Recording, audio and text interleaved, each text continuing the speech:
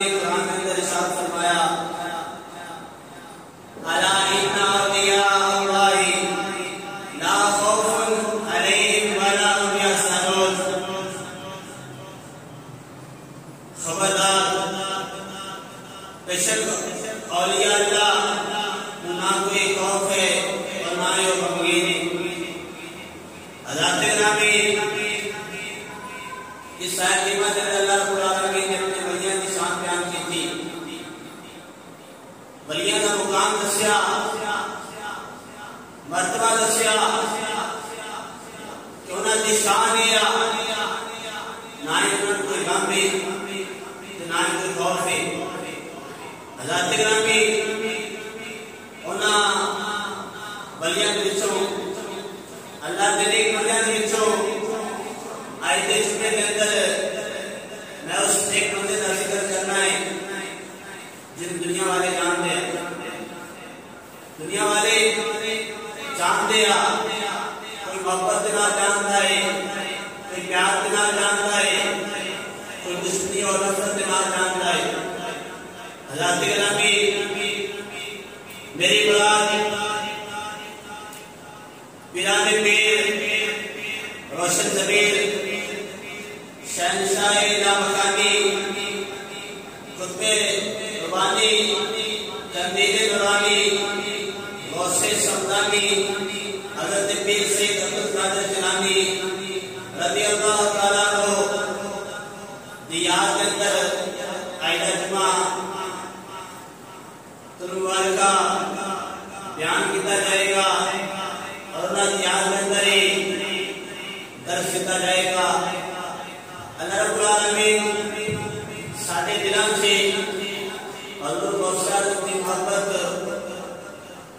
जिन्हें को आया अल्लाह में तो ज्यादा फरमाए और हज़ूर गौसाद का प्यार मोहब्बत करने की तौफीक अता फरमाए, क्योंकि रबीउल सानी बड़ी ज्ञानी वाला महीना किया जाता है। इस ज्ञानी को आता उससे मुबारक मनाया जाता है। हज़रत नबी ऐसे ही आज हज़ूर गौसे आज़म की याद के अंदर उस सुनाया जाएगा, क्योंकि एक दो दिन बाद में शुरू है। हज़रत नबी उन्होंने उस उन्होंने याद उन्होंने जिक्र करके अल्लाह रब्बुल आलमीन सानू उन्होंने शिकत की तौफीक अता फरमाए। हज़रत नबी महफिल का मिलाद नबी में हुए या मिलाद शरीफ में हुए या शबे बरात के या शबे कदर के हुए, चाहे महफिल ज्ञान में हुए, मकसद की कि अल्लाह के प्यारे महबूब का जिक्र होता है। मंशा यही है सिलसिला किलो काल का, मंशा यही है सिलसिला किलो काल का, होता रहे जिक्र तेरे हुस्न जमाल का। हज़रत नबी मंशा देगी अल्लाह उसके प्यारे महबूब का जिक्र होता रहे और जैसे जैसे जिक्र करते रहे उनका जिक्र नाल चलता रहे। हज़रत नबी हदीस पाक का चलाता है, फतह नबी के अंदर हदीस पाक का मौजूद है। अल्लाह नबी ने फरमाया ज़िक्रुल अंबियाई मिनल इबादती व ज़िक्रुस सालिहीना कफ़ारतुन।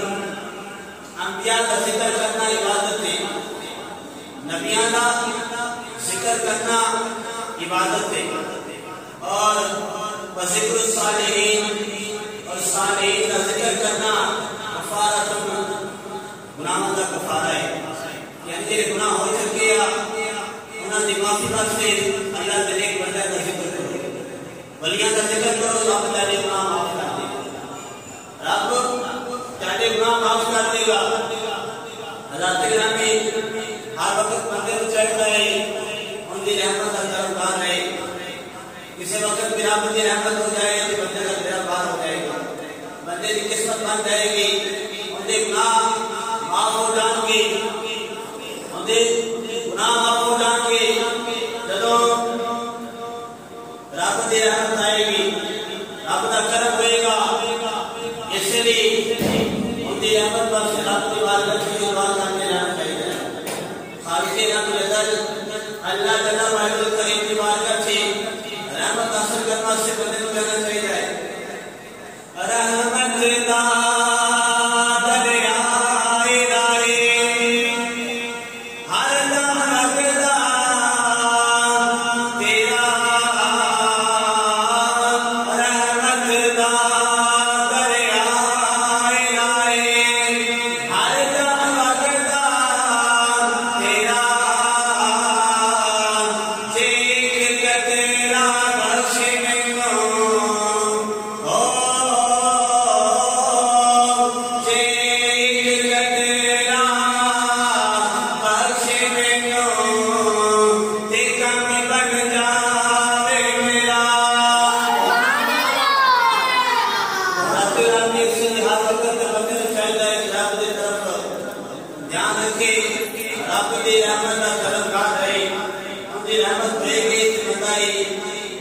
बख्शा जाएगा और उनकी रहमत हासिल करना सीखनी चाहिए।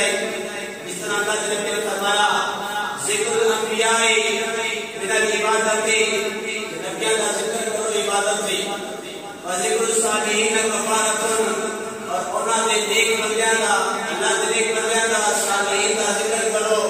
एक नाम का कफारा है कि दोवे काम में रहमत रब की रहमत हासिल करने, रब की रहमत हासिल करने।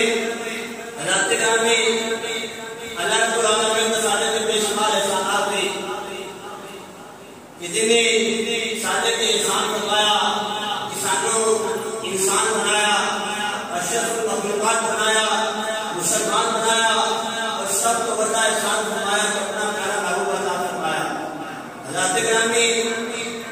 और फिर ये भी एहसान फरमाया कि सब किताबां के सरदार सानू कुरान अता फरमाया, और सानू मते बस्ता दिनां को याद किया। अल्लाह रब्बुल आलमीन ने सानू हर चीज की बड़ी अता फरमाई। नबी दिता नबी आज़म, नबी दिता नबी आज़म, अल्लाह ने किताब दी किताब आज़म कुरान सब किताबां दी शान वाली अफसर इसलिए नबी दिता ये अजीम किताब देती, ये अजीम अल्लाह ने फरोग देता तफरूक आज़म, इमाम देता इमाम आज़म, और अल्लाह ने गौस दिता गौस आज़म, गौस देता फिर गौस आज़म, और उसी गौस से अलियाती का जिक्र करते हुए उन्होंने उस बनाते हुए उन्होंने जिक्र खैर करांगे